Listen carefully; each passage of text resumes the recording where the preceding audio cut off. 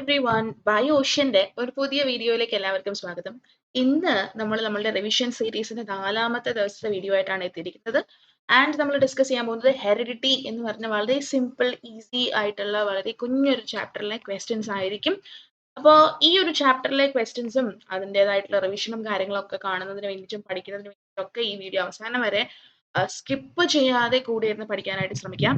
Okay, അതുപോലെ തന്നെ നിങ്ങളുടെ ഫ്രണ്ട്സ് ആൻഡ് ഫാമിലിയിൽ ആരെങ്കിലും ഒക്കെ 10th CPSC ഇത്തവണ എക്സാം എഴുതുന്നവരുണ്ടെന്നുണ്ടെങ്കിൽ അവർക്ക് കൂടെ നമ്മുടെ ചാനലും വീഡിയോസും ഒക്കെ ഒന്ന് ഷെയർ ചെയ്ത് കൊടുക്കുക. So that both are beneficial, നമുക്കും അവർക്കും ഈക്വലി അതൊരു ബെനിഫിഷ്യൽ ആകുന്നതായിരിക്കും. ആൻഡ് നമ്മുടെ ചാനൽ ആദ്യമായിട്ടാണ് ആരെങ്കിലും ഇതുണ്ടെങ്കിൽ ദയവായി നമ്മുടെ ചാനൽ ഒന്ന് സബ്സ്ക്രൈബ് ചെയ്യുക, തൊട്ടടുത്തുള്ള ബെല്ലൈക്കൺ കൂടെ പ്രസ് ചെയ്യുക. അപ്പോൾ നിങ്ങൾക്ക് ഞാനിടുന്ന വീഡിയോസിന്റെ നോട്ടിഫിക്കേഷൻസ് ഉടനടി ലഭിക്കുന്നതായിരിക്കും. ഓക്കെ, അപ്പൊ നമുക്ക് അധികം വൈകാതെ എന്തായാലും ക്വസ്റ്റ്യൻസ് എന്തൊക്കെയാണ് എന്നുള്ളത് നമുക്കൊന്ന് നോക്കാം. ഏറ്റവും ആദ്യത്തെ ക്വസ്റ്റ്യൻ നോക്കാം. List 2 differences in tabular form between dominant and recessive traits. Dominant traits ഉണ്ട്, recessive traits ഉണ്ട്. അപ്പൊ അതിന്റെ ഡിഫറൻസസ് ഒന്ന് ടാബുലേറ്റ് ചെയ്യാനാണ് പറഞ്ഞിരിക്കുന്നത്. അതിന്റെ തന്നെ ഒരു സെക്കൻഡ് പാർട്ടായിട്ട് വന്നിരിക്കുന്ന ക്വസ്റ്റ്യൻ എന്ന് പറയുന്നത് what percentage proportion of the plants in the F2 generation or progeny would be round in Mendel's cross between round and wrinkled pea plants. Okay, round and റിങ്കിൾഡിൽ എത്ര പെർസെൻറ്റേജ് ആണ് F2 ഈ പറയുന്ന പോലെ ആ ഒരു ക്രോസ് നടത്തിയപ്പം F2 എത്ര generation അല്ല, എത്ര പ്രോജനി, എത്ര എണ്ണം റൗണ്ട് ആയിരുന്നു റൗണ്ട് ആൻഡ് റിങ്കിൾഡിന്റെ ക്രോസ് നടത്തിയപ്പം. അപ്പം ഈ രണ്ട് ചോദ്യങ്ങൾക്കാണ് ഏറ്റവും ആദ്യം ഉത്തരം എഴുതേണ്ടതായിട്ട് ഉള്ളത്. അപ്പം ഏറ്റവും ആദ്യം റെസസീവ് ട്രേറ്റും ഡോമിനന്റ് ട്രേറ്റും തമ്മിലുള്ള വ്യത്യാസം അതെന്താണ് എന്നുള്ളത് നമുക്കൊന്ന് നോക്കാം. ഓക്കെ, റെസസീവ് ആൻഡ് ഡോമിനന്റ് ട്രേറ്റിൽ ഏറ്റവും ആദ്യം നമ്മൾ നോക്കാൻ പോകുന്നത് ഡോമിനന്റ് ട്രേറ്റ് എന്താണ് എന്നുള്ളതാണ്. അതൊരു ഡോമിനന്റ് ആയിട്ടുള്ള എലീൽ കൺട്രോൾ ചെയ്യുന്ന ഒരു ട്രേറ്റ് ആണ്. അതുപോലെ തന്നെ യൂഷ്വലി അത് എക്സ്പ്രസ് ചെയ്യപ്പെടുന്നത് F1 F1 മാത്രമാണെന്നല്ല പറയുന്നത്, F1 കംപ്ലീറ്റ്ലി ഡോമിനന്റ് ട്രേറ്റ്സ് ആയിരിക്കും എക്സ്പ്രസ് ചെയ്യുന്നുണ്ടായിരിക്കാം. ഇനി റെസസീവിലേക്ക് വരുമ്പോൾ അതിനെ കൺട്രോൾ ചെയ്യുന്നത് റെസസീവ് അല്ലീലാണ്. അത് F1 സപ്രസ്ഡ് ആയിട്ട് ഇരിക്കുകയും F2 അത് എക്സ്പ്രസ് ചെയ്യുകയും ചെയ്യുന്ന അവസ്ഥ ഉണ്ടാവാറുണ്ട്. F2 പക്ഷെ ഡോമിനന്റിന്റെ ഒപ്പം തന്നെയാണ് ഈ പറഞ്ഞ റെസസീവ് എന്ത് ചെയ്യാറുള്ളത്, എക്സ്പ്രസ്ഡ് ആവാറുള്ളത് എന്നുള്ളത് ഓർത്തു വെച്ചിരിക്കുക. ഓക്കെ, അങ്ങനെ രണ്ട് ഡിഫറൻസസ് ആണ്, രണ്ടെണ്ണമാണ് എഴുതാനായിട്ട് പറഞ്ഞിരുന്നത്. രണ്ട് ഡിഫറൻസസ് ആണ് പറഞ്ഞിരുന്നത്, അതുകൊണ്ട് തന്നെ രണ്ട് ഡിഫറൻസസ് ആണ് നമ്മൾ സംസാരിക്കുന്നത്. ഓക്കെ, ശരി. ഇനി what is the amount of progeny that is round എന്നുള്ളതാണ് അല്ലെ. അപ്പോൾ റൗണ്ടും റിങ്കിൾഡും ആയിട്ടുള്ള രണ്ട് പാരന്റ്സിനെ എടുത്തു, അവരിൽ നിന്ന് F1 ജനറേഷൻ ഉണ്ടാക്കി. F1 generation is capital R small R and that will be obviously round, കാരണം അതാണ് ഡോമിനന്റ് ആയിട്ടുള്ളത്. അപ്പൊ F1 എപ്പോഴും ഡോമിനന്റ് ആണ് കിട്ടുന്നത്. ഇനി അതിനെ സെൽഫ് ചെയ്ത് കഴിഞ്ഞപ്പോൾ നമുക്ക് F2 ജനറേഷനിൽ capital R small R small R എന്ന് പറയുന്ന 4 എണ്ണമാണ് കിട്ടിയത്. അതില് ആദ്യത്തെ 3 എങ്ങനെയുള്ളത് തന്നെയാണ്, that is obviously round. And ഒരെണ്ണം ദാറ്റ് ഈസ് സ്മോൾ ആർ ആണ് ആക്ച്വലി ഈ പറഞ്ഞ റിങ്കിൾഡ് ആയിട്ടുള്ള അവസ്ഥയിൽ ഇരിക്കുന്നത് അല്ലെ. അപ്പൊ ആദ്യത്തെ 3 എണ്ണം എന്ന് പറയുമ്പം 3 3 out of 4 എന്ന് പറഞ്ഞാൽ ദാറ്റ് ഈസ് 75% അല്ലെ. ഈ പറയുന്ന F2 ജനറേഷന്റെ 75% എങ്ങനെയുള്ളവരാണ്, റൗണ്ട് ആയിട്ടുള്ളവരാണ്. ഓൺലി 25% ആണ് റിങ്കിൾഡ് ആയിട്ട് നമുക്ക് കാണാനായിട്ട് സാധിക്കുക. ഇങ്ങനെ ക്രോസ് ചെയ്തും നിങ്ങൾക്ക് കണ്ടുപിടിക്കാനായിട്ട് സാധിക്കും. ക്രോസ് ചെയ്യാതെ നമുക്ക് ഓൾറെഡി അറിയാമല്ലോ ഇതിങ്ങനെയാണ് സംഭവിക്കുന്നതെന്ന് അറിയാവുന്നത് കൊണ്ടിട്ട് അല്ലാതെ ചെയ്താലും അല്ലാതെയും നിങ്ങൾക്ക് എന്ത് ചെയ്യാൻ സാധിക്കും, കണ്ടെത്താനായിട്ട് സാധിക്കും. അപ്പോൾ ഡിപ്പെൻസ് അപ്പോൺ യു ഇതെങ്ങനെ കണ്ടെത്തണം എന്നൊക്കെ ഉള്ളത് ഡിപ്പെൻസ് അപ്പോൺ യു. ക്രോസ് ചെയ്യുക എന്ന് വ്യക്തമായിട്ട് ക്വസ്റ്റ്യനിൽ പറയാത്തിടത്തോളം it is not at all necessary to do the cross and show it. Okay, അപ്പൊ അതുകൊണ്ട് ക്രോസ് ഇല്ലാതെ ഇതിങ്ങനെ 75% കാണും എന്നുള്ള രീതിയിൽ ചെയ്താലും മതിയായിരിക്കും, എഴുതിയാലും മതിയായിരിക്കും. നെക്സ്റ്റ് ക്വസ്റ്റ്യൻ നോക്കാം. A Mendelian experiment consisted of breeding pea plants bearing violet flowers with pea plant bearing white flowers. What will be the result of the F1 progeny? ഒരു മെന്റലിയൻ എക്സ്പെരിമെന്റ്, അതിനകത്ത് 2 പീ പ്ലാന്റ്സ് ഉണ്ടായിരുന്നു. ഒരെണ്ണത്തിൽ violet ഫ്ലവേഴ്സും ഒരെണ്ണത്തിൽ white ഫ്ലവേഴ്സും ആണ് എന്നുണ്ടെങ്കിൽ F1 പ്രോജനിയുടെ result എന്ത് എന്നുള്ളതാണ്. വളരെ സിമ്പിൾ ആയിട്ടുള്ള ഒരു ക്വസ്റ്റ്യൻ ആണ്. F1 വരെ മാത്രം കണ്ടുപിടിച്ചാൽ മതി. നമ്മൾ നേരത്തെ റൗണ്ട് ആൻഡ് റിങ്കിൾഡ് ചെയ്ത പോലെ തന്നെ, അല്ലെങ്കിൽ ടോൾ ആൻഡ് ഡ്വാർഫ് നമ്മൾ ചെയ്ത പോലെ തന്നെ what we have to do is we have to provide violet and white flowers എന്നുള്ളതാണ്. അപ്പൊ നമുക്ക് നോക്കാം. ഈ പറയുന്ന പോലെ ഇതിനകത്ത് നമ്മൾക്ക് ക്രോസ് ചെയ്യണമെന്ന് പറഞ്ഞിട്ടില്ലാത്തത് കൊണ്ടിട്ട് തന്നെ ഞാൻ ഇവിടെ ക്രോസ് ഒന്നും ചെയ്ത് വെച്ചിട്ടില്ല, ജസ്റ്റ് റിട്ടൺ ഇട്ട് അല്ലെ. മെന്റലിയൻ എക്സ്പെരിമെന്റ് ചെയ്യുന്ന സമയത്ത് വൈറ്റ് കളറിനെ ഞാൻ സൂചിപ്പിച്ചിരിക്കുന്നത് that is WW small w അതൊരു റെസസീവ് ട്രേറ്റ് ആയിട്ടാണ് ഞാൻ എടുത്തിരിക്കുന്നത്. And violet colour is capital V അതൊരു ഡോമിനന്റ് ട്രേറ്റ് ആയിട്ടാണ് എടുത്തിരിക്കുന്നത്. അപ്പൊ F1 പ്രോജനി എന്ന് പറയുന്നത് that will be mix of it. Genotypically mix ആയിരിക്കും, പക്ഷെ നമ്മൾ എന്തായിരിക്കും ആ ഒരു ഡോമിനന്റിന്റെ പ്രസൻസ് ഉള്ളത് കൊണ്ടിട്ട് it is dominant white in colour. Capital V small w എന്ന് പറഞ്ഞിട്ടുള്ള ജീനോടൈപ്പ് ഉള്ള വയലറ്റ് ഫ്ലവർ ആയിരിക്കും F1 പ്രോജനിയിൽ കിട്ടുന്നുണ്ടായിരിക്കാം. ആൻഡ് ഒരു ക്ലാരിഫിക്കേഷൻ തരാം, എന്താണെന്ന് വെച്ച് കഴിഞ്ഞാൽ ഇവിടെ just return like violet flowers white flowers എന്നൊക്കെ, അല്ലാതെ ഇതിന്റെ ജീനോടൈപ്പ് ഒന്നും പറയാത്ത സ്ഥിതിക്ക് it is up to you to choose whether which simple which letter എന്നൊക്കെ ഉള്ളത് that is up to you. നിങ്ങൾക്ക് വേണേ W ചൂസ് ചെയ്യാം, നിങ്ങൾക്ക് വേണേ V ചൂസ് ചെയ്യാം. If you are choosing capital V for violet and if you are choosing small v for white, that is also okay. അത് നിങ്ങളുടെ ഇഷ്ടമാണ്. ഞാനിവിടെ വൈറ്റ് എന്നുള്ളത് കൊണ്ട് W സ്മോൾ എടുത്തിരിക്കുന്നു, വയലറ്റ് എന്നുള്ളത് കൊണ്ട് ക്യാപിറ്റൽ V എടുത്തിരിക്കുന്നു എന്നുള്ളത് മാത്രം. ഓക്കെ, ശരി. അപ്പൊ വയലറ്റ് ഫ്ലവേഴ്സ് ആയിരിക്കും നമുക്ക് കിട്ടുന്നുണ്ടായിരിക്കും F1 എന്നുള്ളത് നമ്മൾ പറഞ്ഞു കഴിഞ്ഞു.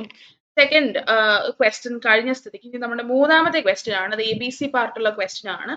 A blue color flowering plant denoted capital B is crossbred with that of a white flower plant denoted by small b. Okay, ഒരു blue flower ഉണ്ട് that is denoted by capital B. White flower ഉണ്ട് that is denoted by small b. Option A question ആയിട്ട് വന്നിരിക്കുന്നത് state the color of the flower that you would expect in their F1 generation plants. F1 ൽ കിട്ടുന്ന പ്ലാന്റിന്റെ colour എന്തായിരിക്കും? Question B ആയിട്ട് വന്നിരിക്കുന്നത് what must be the percentage of the white flower plants in the F2 generation if the flowers of F1 plants are self pollinated. F1 ൽ കിട്ടിയിട്ടുള്ള പ്ലാന്റ്സിനെ നമ്മൾ self pollinate ചെയ്ത് കഴിഞ്ഞാൽ F2 ൽ കിട്ടുന്ന ജനറേഷനിൽ അല്ലെങ്കിൽ പ്രോജനിയിൽ വൈറ്റ് ഫ്ലവേഴ്സിന്റെ പെർസെന്റേജ് എത്ര എന്നുള്ളതാണ് സെക്കൻഡ് ക്വസ്റ്റ്യൻ ആയിട്ട് വന്നിരിക്കുന്നത്. തേർഡ് ക്വസ്റ്റ്യൻ വന്നിരിക്കുന്നത് state the expected ratio of the genotypes capital B and capital B small b in the F2 progeny. F2 പ്രോജനിയിൽ കിട്ടാൻ സാധ്യതയുള്ള ക്യാപിറ്റൽ B അതുപോലെ ക്യാപിറ്റൽ B സ്മോൾ b എന്ന് പറഞ്ഞിട്ടുള്ള ജീനോടൈപ്സിന്റെ റേഷ്യോ എത്രത്തോളമാണ് എന്നുള്ളത് എഴുതുക എന്നാണ് നിങ്ങളുടെ അടുത്ത് ആവശ്യപ്പെട്ടിരിക്കുന്നത്. മൂന്ന് ക്വസ്റ്റ്യൻസ് സിമിലർ കൈൻഡ് ഓഫ് ഒരു ക്വസ്റ്റ്യൻ തന്നെയാണ് നമുക്ക് F1 ജനറേഷനിൽ കിട്ടുന്നുണ്ടായിരിക്കുക. ഇവിടെയും ക്രോസ് ചെയ്ത് കാണിക്കുക എന്നുള്ളതൊന്നും പറഞ്ഞിട്ടില്ല അല്ലെ. അപ്പൊ അതുകൊണ്ട് you can just guess it if you know the cross. Well known ആയിട്ടാണ് നിങ്ങൾക്ക് ക്രോസ് ഉള്ളത് എന്നുണ്ടെങ്കിൽ you can just guess it. കാരണം സെയിം പാറ്റേണിലാണ് നമ്മളെല്ലാം ചെയ്യുന്നത് അല്ലെ. അപ്പൊ അതുകൊണ്ട് ഒബ്വിയസ്ലി നമുക്ക് F1 ജനറേഷനിൽ കിട്ടുന്നുണ്ടായിരിക്കുക ബ്ലൂ കളറിലുള്ള ക്യാപിറ്റൽ B സ്മോൾ b എന്ന് പറഞ്ഞ ജീനോടൈപ്പ് ഉള്ള ഫ്ലവർ ആയിരിക്കും. ഓക്കെ, ആൻഡ് F1 ജനറേഷനെ സെൽഫ് പോളിനേറ്റ് ചെയ്ത് കഴിഞ്ഞാൽ നമുക്ക് കിട്ടുന്ന വൈറ്റിന്റെ ഒരു പെർസെന്റേജ് എന്ന് പറയുന്നത് that is 25% in F2 generation and 75% blue ആയിരിക്കും F2 ജനറേഷനിൽ ഉണ്ടാവുന്നുണ്ടായിരിക്കുക. നമ്മളുടെ അടുത്ത് ചോദിച്ചിരിക്കുന്നത് വൈറ്റിന്റെ പെർസെന്റേജ് ആയതുകൊണ്ട് it is written like 25% of white. ഇനി third one capital B small b അതുപോലെ തന്നെ ക്യാപിറ്റൽ ബിയുടെ റേഷ്യോ എത്രയാണ്? ക്യാപിറ്റൽ B ഒരെണ്ണവും ക്യാപിറ്റൽ B സ്മോൾ b രണ്ടെണ്ണവും സ്മോൾ b ഒരെണ്ണമാണ് ആക്ച്വലി നമ്മളുടെ F2 ജനറേഷനിൽ നമുക്ക് കിട്ടുക. Capital B and capital B small ബിയുടെ റേഷ്യോ നമുക്ക് വേണ്ടതായിട്ട് കൊണ്ടിട്ട് റേഷ്യോ വിൽ ബി 1:2. ഓക്കെ, അതൊന്ന് ഓർക്കാനായിട്ട് ശ്രമിക്കുക കേട്ടോ. പെട്ടെന്ന് നമുക്ക് ആ റേഷ്യോ എന്ന് കാണുമ്പോൾ 3:1 എഴുതാനുള്ള ടെൻഡൻസി ഒക്കെ ഉണ്ടാവും. 3:1 എഴുതാൻ പാടില്ല. ഓക്കെ, അതുകൊണ്ട് ആ ഒരു കാര്യം കൃത്യമായിട്ട് ഓർക്കുക. നെക്സ്റ്റ് വൺ നോക്കുക. A woman has only daughters. Analyze the given situation genetically and provide a suitable explanation. എന്താ പറഞ്ഞിരിക്കുന്നത്? ഒരു സ്ത്രീക്ക് പെൺകുട്ടികൾ മാത്രമേ ഉള്ളൂ. ഈ ഒരു സിറ്റുവേഷൻ ജനറ്റിക്കലി അനലൈസ് ചെയ്തിട്ട് ഒരു സ്യൂട്ടബിൾ ആയിട്ടുള്ള ഒരു എക്സ്പ്ലനേഷൻ പ്രൊവൈഡ് ചെയ്യുക എന്നുള്ളതാണ് നിങ്ങളുടെ അടുത്ത് ആവശ്യപ്പെട്ടിരിക്കുന്നത്. ഓക്കെ, അപ്പൊ നമുക്ക് ആൻസർ വളരെ സിമ്പിൾ ആയിട്ട്, കാരണം ഹെറിഡിറ്റിയിൽ ആകെ കൂടെ രണ്ട് കോൺസെപ്റ്റുകൾ മാത്രമേ പഠിക്കാനുള്ളൂ, മെന്റലിന്റെ ക്രോസും അതുപോലെ തന്നെ സെക്സ് ഡിറ്റർമിനേഷൻ ഇൻ ഹ്യൂമൻസ്. അപ്പൊ ഇത് സെക്സ് ഡിറ്റർമിനേഷനുമായിട്ട് ബന്ധപ്പെട്ടിട്ടുള്ള ഒരു ക്വസ്റ്റ്യൻ ആണ്, നമുക്ക് ഈസിലി മനസ്സിലാവും അല്ലെ. അപ്പൊ അതുകൊണ്ട് നമുക്ക് ആൻസർ നോക്കാം. A woman only bear daughters എന്ന് വെച്ച് കഴിഞ്ഞാൽ ഈ പറഞ്ഞ പോലെ അവരുടെ എഗ് എന്ന് പറയുന്നത് that will be holding X chromosomes and ആ എഗ്ഗുമായിട്ട് ഫ്യൂസ് ചെയ്യാൻ വരുന്ന സ്പേംസിനകത്ത് X chromosome ഉണ്ടെങ്കിൽ മാത്രമേ what happens it will be that will be a female kid അല്ലെ. അതല്ല Y chromosome ആണെന്നുണ്ടെങ്കിൽ that will be a boy kid, male kid. അപ്പൊ സ്വാഭാവികമായിട്ടും ഒരു സ്ത്രീക്ക് പെൺകുട്ടികളാണ് എന്ന് പറയുമ്പം അതിനർത്ഥം that every time that they had a daughter their egg fused with somebody's sperm which was holding X chromosome അല്ലെ. X chromosome ഉള്ള സ്പേമും ഈ പറഞ്ഞ സ്ത്രീയുടെ എഗ്ഗും കൂടെ ഫ്യൂസ് ചെയ്തപ്പോഴാണ് അവർക്ക് എല്ലാ തവണയും എന്തുണ്ടായിട്ടുള്ളത്? പെൺകുട്ടികൾ ഉണ്ടായിട്ടുള്ളത്. Simple answer. അവരിൽ ഈ പറഞ്ഞ പോലെ വേറെ പ്രത്യേകിച്ച് കോംപ്ലിക്കേഷൻസ് ഒന്നും വരുന്നില്ല. എല്ലാ തവണയും കുട്ടികൾ ഉണ്ടാവുന്ന സമയത്ത് every time it was X chromosome holding sperm which came and fused with the X chromosome holding over which resulted in the formation of a female baby എന്ന് പറഞ്ഞിട്ട് നമുക്ക് എഴുതാൻ പറ്റും. ഓക്കെ, അപ്പൊ അതാണ് ഇതിന്റെ ഒരു ആൻസർ ആയിട്ട് വരുന്നത്. നെക്സ്റ്റ് ക്വസ്റ്റ്യൻ നോക്കാം. Mention any two recessive traits of a garden pea. Garden പീയുടെ ഏതെങ്കിലും രണ്ട് റെസസീവ് ആയിട്ടുള്ള ട്രേറ്റ്സ് എന്തൊക്കെയാണെന്നുള്ളത് ജസ്റ്റ് മെൻഷൻ ചെയ്യാനാണ് പറഞ്ഞിരിക്കുന്നത്. ഒരുപാട് റെസസീവ് ട്രേറ്റ്സ് നമ്മൾ പഠിച്ചിട്ടുണ്ട്. ഗാർഡൻ പീയുടേത് വേണം. നമ്മൾ ഇത്ര നേരം പറഞ്ഞത് that is all makeup question അല്ലേ. എന്താ വയലറ്റ് ഫ്ലവർ, വൈറ്റ് ഫ്ലവർ, അതുപോലെ തന്നെ നമ്മളുടെ ബ്ലൂ ഫ്ലവർ എന്നൊക്കെ പറയുന്നത് ദാറ്റ് ഈസ് ഓൾ മെയ്ഡപ്പ്. നമ്മൾക്ക് ശരിക്കും ഗാർഡൻ പീയിൽ മെന്റൽ ഒബ്സർവ് ചെയ്തിട്ടുള്ള റെസസീവ് ട്രേറ്റ്സ് ആണ് പറഞ്ഞേക്കുന്നത്. ഒരെണ്ണം നമുക്ക് ഈസി ആയിട്ട് പറയാൻ പറ്റും, ദാറ്റ് ഈസ് ഡ്വാർഫ് അല്ലെ. പിന്നെ നമുക്ക് എന്ത് പറയാം, we can say wrinkled seed. Wrinkled സീഡും ഇതുപോലെ തന്നെ ഒരു എന്താ പറയാ നമ്മളുടെ റെസസീവ് ആയിട്ടുള്ള ഒരു ട്രേറ്റ് തന്നെയാണ്. അതുപോലെ ഒരുപാട് ട്രേറ്റ്സ് ഉണ്ട്. നിങ്ങൾ 7 ട്രേറ്റ്സ് പഠിക്കുന്നുണ്ട്, അതിൽ ഏതെങ്കിലും 2 എഴുതിയാൽ മതി. 2 എന്ന് മെൻഷൻ ചെയ്തിരിക്കുന്നത് കൊണ്ട് മാത്രം 2 കൊടുത്തിരിക്കുന്നു എന്നുള്ളത്. ഓക്കെ, ശരി. ഇനി അടുത്ത question, what is A phenotypic ratio obtained by monohybrid cross? Answer with the help of a diagram showing the cross between purple and white flowers. കണ്ടോ, കൃത്യമായിട്ട് പറഞ്ഞിട്ടുണ്ട്. ഒരു ക്രോസ് കാണിച്ചിട്ട് വേണം നിങ്ങളോട് ചോദിച്ചിരിക്കുന്ന ആൻസറിലേക്ക് എത്താൻ. എന്താണ് ചോദ്യം? ഒരു ക്രോസ് ചെയ്യുക in between purple and white flowers bear ചെയ്യുന്ന പ്ലാന്റ്സ് തമ്മിലുള്ള ഒരു ക്രോസ് ചെയ്തിട്ട് മെന്റലിന്റെ ഈ മോണോഹൈബ്രിഡ് ക്രോസ് കഴിയുമ്പോൾ മെന്റലിന് കിട്ടുന്ന ഫിനോട്ടിപ്പിക് റേഷ്യോ എത്രത്തോളമാണ്, എന്താണ് എന്നുള്ളത് കാണിക്കുക എന്നുള്ളതാണ് നിങ്ങളോട് ആവശ്യപ്പെട്ടിരിക്കുന്നത്. അപ്പൊ അതുകൊണ്ട് നമുക്കൊരു ഫിനോട്ടിപ്പിക് ആയിട്ടുള്ള റേഷ്യോ കിട്ടാൻ പാകത്തിന് ഒരു മോണോഹൈബ്രിഡ് ക്രോസ് ഈ പർപ്പിൾ ആൻഡ് വൈറ്റ് ഫ്ലവേഴ്സ് വെച്ച് ചെയ്യേണ്ടതായിട്ടുണ്ട് അല്ലെ. നമുക്ക് ഇവിടെ പേർപ്പിൾ ഫ്ലവേഴ്സ് ഉണ്ട്, വൈറ്റ് ഫ്ലവേഴ്സും ഉണ്ട്. ക്യാപിറ്റൽ പി പേർപ്പിൾ ഫ്ലവേഴ്സിനും വൈറ്റ് ഫ്ലവേഴ്സിന് സ്മോൾ ഡബ്ല്യൂ എന്നാണ് എടുത്തിരിക്കുന്നത്. ആൻഡ് നമുക്ക് അത് കമ്പൈൻ ചെയ്യുമ്പോൾ we will be getting F1 generation as purple flowers. അതിന് നമ്മൾ സെൽഫ് ചെയ്ത് കഴിഞ്ഞ് കഴിയുമ്പോൾ നമുക്ക് ഗാമേറ്റ്സ് ആയിട്ട് കിട്ടുന്നത് it will be 3 purple and 1 white എന്നുള്ള രീതിയിലായിരിക്കും കിട്ടുന്നുണ്ടായിരിക്കുക. And the ratio will be 3:1. Phenotypic ratio ആണ് ആവശ്യപ്പെട്ടിരിക്കുന്നത്. സോ ദാറ്റ് വിൽ ബി 3:1 അല്ലെ. അടുത്തത് നോക്കാം. It is a matter of chance whether a couple will have a male or a female child. Justify this statement by drawing a flow chart. ഒരു flow chart വരച്ചിട്ട് നിങ്ങളോട് എഴുതാനാണ് ആവശ്യപ്പെട്ടിരിക്കുന്നത്. എന്താണ്? It is a matter of chance. ഒരു couple mail and female child വേണം എന്നുള്ളതിന് that is A matter of chance എന്നുള്ളതാണ് അല്ലെ. അപ്പൊ അങ്ങനെയാണ് എന്നുണ്ടെങ്കിൽ അതിന് ഒരു ഫ്ലോ ചാർട്ട് വരച്ച് കാണിക്കുക എന്നാണ് ആവശ്യപ്പെട്ടിരിക്കുന്നത്. അപ്പോ ഫ്ലോ ചാർട്ട് വരച്ച് നമുക്ക് കാണിക്കേണ്ടതായിട്ടുണ്ട്. യെസ്. സെക്സ് ആണ് ഡിറ്റർമൈൻ ചെയ്യുന്നത്. That is at the time of fertilization when male and female gametes fuse ചെയ്യുന്ന സമയത്താണ് ഇത് സംഭവിക്കുന്നുണ്ടായിരിക്കുക. മെയിൽസ് പൊതുവെ 2 ടൈപ്പ് ഗാമേറ്റ്സ് പ്രൊഡ്യൂസ് ചെയ്യുന്നുണ്ട്. എക്സ് ക്രോമസോംസും വൈ ക്രോമസോംസും ഉള്ള ഗാമേറ്റ്സ് ഡിഫറെന്റ് ആയിട്ട് പ്രൊഡ്യൂസ് ചെയ്യുന്നുണ്ട്. ഫീമെയിൽ ആകെ same type of chromosomes hold ചെയ്യുന്ന സെയിം ടൈപ്പ് ഗാമേറ്റ്സ് ആയിരിക്കും എപ്പോഴും ഉണ്ടാകുന്നുണ്ടായിരിക്കാം. ആൻഡ് ഫെർട്ടിലൈസേഷന്റെ സമയത്ത് ഏത് മെയിൽ ഗാമേറ്റ് ആണോ ഫീമെയിൽ ഗാമേറ്റുമായിട്ട് ഫ്യൂസ് ചെയ്യുന്നത്, ആ മെയിൽ ഗാമേറ്റിന്റെ ക്രോമസോമൽ കണ്ടന്റ് എന്താണോ അതിനനുസരിച്ചിട്ടായിരിക്കും അത് സൈഗോട്ട് ആയിട്ട് മാറുന്നതും ആ സൈഗോട്ടിന് ഒരു കൈൻഡ് ഓഫ് ക്രോമസോമൽ കണ്ടന്റ് കിട്ടുന്നതും അതിൽ നിന്നാണ് കുട്ടിയുടെ സെക്സ് ഡിറ്റർമൈൻ ചെയ്യപ്പെടുന്നത്. ഓക്കെ, അപ്പോ ഒരു സ്പേം അത് എക്സ് ക്രോമസോം ഉള്ള ഒരു സ്പേം ആണ്. അതൊരു ഓവത്തിനെ ഫെർട്ടിലൈസ് ചെയ്യുന്നു. Ovum will be obviously having X chromosome. രണ്ടും എക്സ് ക്രോമസോമുകളായി കഴിഞ്ഞാൽ എന്ത് സംഭവിക്കും? ഓഫ് സ്പ്രിംഗ് ആയിട്ട് നമുക്ക് കിട്ടുന്നത് ഒരു പെൺകുട്ടി ആയിരിക്കും. ആൻഡ് ഈ പറഞ്ഞ പോലെ അത് കിട്ടാനുള്ള റീസൺ എന്ന് പറയുന്നത് ഓഫ് സ്പ്രിങ്ങിന് കിട്ടിയിരിക്കുന്നത് രണ്ടും എക്സ് എന്ന് പറഞ്ഞിട്ടുള്ള ക്രോമസോമിന്റെ കോമ്പിനേഷൻ ആയതുകൊണ്ടിട്ടാണ് പെൺകുട്ടിയാവാനുള്ള റീസൺ. ഇനി അടുത്തൊരു ചാൻസ് എന്ന് പറയുന്നത് ഒരു സ്പേം, പക്ഷെ അതിന്റെ വൈ ക്രോമസോംസ് ആണ്. ആൻഡ് അത് ഒരു എക്സ് ക്രോമസോം ഉള്ള ഒരു എഗ്ഗിനെ ഫെർട്ടിലൈസ് ചെയ്യുമ്പോൾ നമുക്ക് കിട്ടുന്ന കുട്ടി ആൺകുട്ടി ആയിരിക്കും. അതിന് കാരണം എക്സ് ആൻഡ് വൈന്റെ കോമ്പിനേഷൻ ആണ്, ക്രോമസോംസിന്റെ കോമ്പിനേഷൻ ആണ് ആ ആൺകുട്ടിക്ക് കിട്ടിയിരിക്കുന്നത്. അതുകൊണ്ടിട്ടാണ് അത് ആൺകുട്ടിയായിട്ട് മാറിയിട്ടുള്ളത്. ഫ്ലോ ചാർട്ട് വരച്ച് കാണിക്കണം എന്നുള്ളത് നിർബന്ധമായിട്ട് നിങ്ങളുടെ ക്വസ്റ്റ്യനിൽ പറഞ്ഞിരുന്നത് കൊണ്ടിട്ട് ഫ്ലോ ചാർട്ട് വരച്ചിരിക്കുകയാണ്. മെയിലിന് 2 തരത്തിലുള്ള ഗാമേറ്റ്സ് ഉണ്ട്, എക്സ് ആൻഡ് വൈ. ഫീമെയിലിന് ഒരെണ്ണമേ ഉള്ളൂ. അത് ഫ്യൂസ് ചെയ്യുമ്പോൾ എക്സ് കിട്ടുമ്പോൾ that will be a girl child, X Y കിട്ടുമ്പോൾ that will be a boy child എന്നുള്ളത് കൃത്യമായിട്ട് മെൻഷൻ ചെയ്ത് വെച്ചിട്ടുണ്ട് അല്ലെ. യെസ്. അപ്പൊ അതുകൊണ്ട് തന്നെ it's A matter of chance എന്ന് പറഞ്ഞു കഴിഞ്ഞാലും 50-50 ചാൻസ് ആണ് 2 കുട്ടികൾ അല്ലെ. ഒരു ആൺകുട്ടി ഉണ്ടാകാനും ഒരു പെൺകുട്ടി ഉണ്ടാകാനുള്ള ചാൻസ് എന്ന് പറയുന്നത് 50-50 ആണ് എന്നുള്ളത് നമുക്ക് ഇതിൽ നിന്ന് പറയാനായിട്ട് സാധിക്കും. അല്ലാതെ ഒരാൾ ഇന്റൻഷനലി ഇതിനകത്തൊന്നും തന്നെ എന്ത് ചെയ്യുന്നില്ല, ഹോൾഡ് ചെയ്യുന്നില്ല.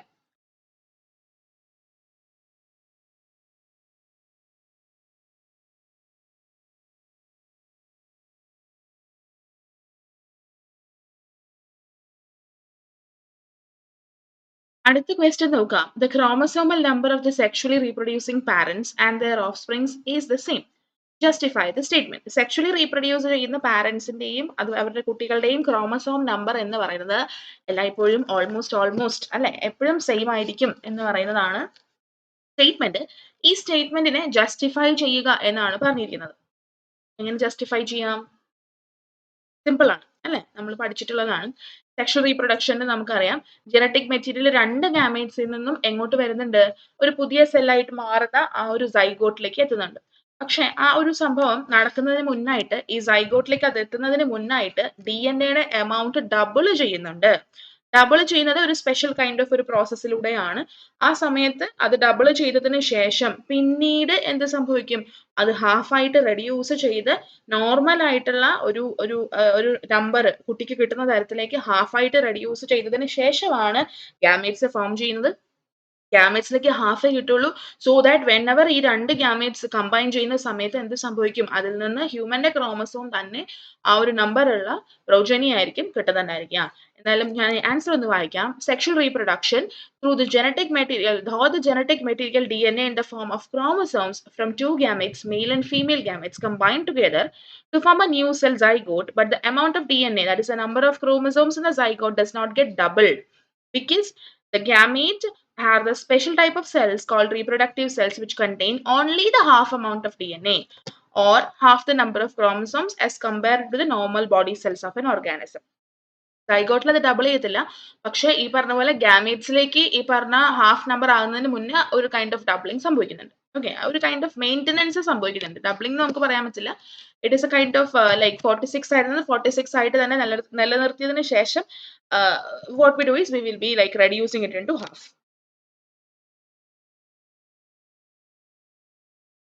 സോ എപ്പോഴാണോ ഒരു മെയിൽ ഗാമറ്റ്, അത് half the number of chromosomes ഉള്ള ഒരു മെയിൽ ഗാമറ്റ്, ഫീമെയിൽ ഗാമറ്റ് അതിന് half the number of chromosomes ആയിരിക്കും, അത് തമ്മിൽ കമ്പൈൻ ചെയ്യുന്നു സെക്ഷൽ റീപ്രൊഡക്ഷന്റെ സമയത്ത്, അത് തമ്മിൽ കമ്പൈൻ ചെയ്യുന്ന സമയത്ത് ന്യൂ സെൽ കോൾഡ് സൈഗോട്ട് അതുണ്ടാകുന്നു. ആൻഡ് അതിന് നോർമൽ എമൗണ്ട് ഓഫ് DNA ആയിരിക്കും കാണാനായിട്ട് സാധിക്കുക, അല്ലെങ്കിൽ നോർമൽ നമ്പർ ഓഫ് ക്രോമോസോംസ് തന്നെ ആയിരിക്കും അതിൽ ഉണ്ടായിരിക്കുക എന്നുള്ളതാണ് പറയുന്നത്. ഓക്കെ, ഇനി അടുത്ത ക്വസ്റ്റ്യൻ നോക്കാം. Difference between acquired traits and inherited traits. Acquire ചെയ്തിരിക്കുന്നതും ഇൻഹെറിറ്റഡും ആയിട്ടുള്ള ട്രേറ്റ്സിന്റെ ഡിഫറൻസസ് എഴുതുക എന്നുള്ളതാണ്. അക്വയർഡ് എന്നുള്ള വാക്കിന്റെയും ഇൻഹെറിറ്റഡ് എന്നുള്ള വാക്കിന്റെയും അർത്ഥം അറിയാമെങ്കിൽ ഈസി ആയിട്ട് നമുക്കിത് ചെയ്തു പോകാനായിട്ട്, ആൻസർ ചെയ്തു പോകാനായിട്ട് സാധിക്കും അല്ലെ. എന്താണ് രണ്ട് ട്രേറ്റ്സ് തമ്മിലുള്ള ഡിഫറൻസസ് നോക്കാം നമുക്ക്. അക്വയർഡ് ട്രേറ്റ്സ് എന്ന് പറഞ്ഞു കഴിഞ്ഞാൽ ഇൻഹെറിറ്റ് ചെയ്യപ്പെടാതെ നമ്മുടെ എല്ലാം എൻവയോൺമെന്റിനോട് റെസ്പോൺസ് ആയിട്ട് ഡെവലപ്പ് ചെയ്യുന്ന, നമ്മൾ ലൈഫ് ടൈമിൽ ഡെവലപ്പ് ചെയ്തെടുക്കുന്ന ഒരു ട്രേറ്റിനെയാണ് നമ്മൾ അക്വയർഡ് ട്രേറ്റ് എന്ന് പറഞ്ഞിട്ട് വിളിക്കുന്നുണ്ടായിരിക്കുക. ആൻഡ് ഈ അക്വയർഡ് ട്രേറ്റ് എന്ന് പറയുന്നത് അടുത്ത ജനറേഷനിലേക്ക് നമുക്ക് എന്ത് ചെയ്യാൻ പറ്റില്ല, പാസ് ഓൺ ചെയ്ത് പോകാനായിട്ട് സാധിക്കത്തില്ല.